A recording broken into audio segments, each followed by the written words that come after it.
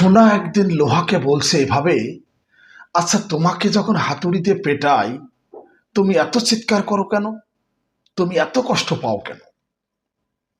সোনার এই প্রশ্নের উত্তর দিতে গিয়ে লোহা একটু থমকে গেল।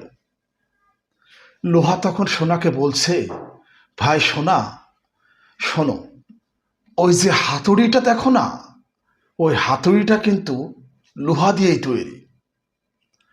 আর ওই লোহা আমার জাতের ভাই, আমার আপনজন যখন আমাকে পেটায় তখন আমার বেশি কষ্ট লাগে। আর তুমি তো সোনা, তোমাকেও হাতুড়ি দিয়ে পেটাই, কিন্তু হাতুড়িটা তো লোহার, সে তো অন্য জাতের। লোহা যদি তোমাকে পেটায় তুমি কষ্ট পাও না বেশি, কারণ এটা স্বাভাবিক।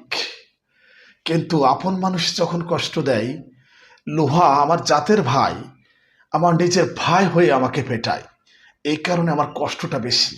আমি বেশি আর্তনাদ করি, আমার কষ্টে বুক ফেটে যায়।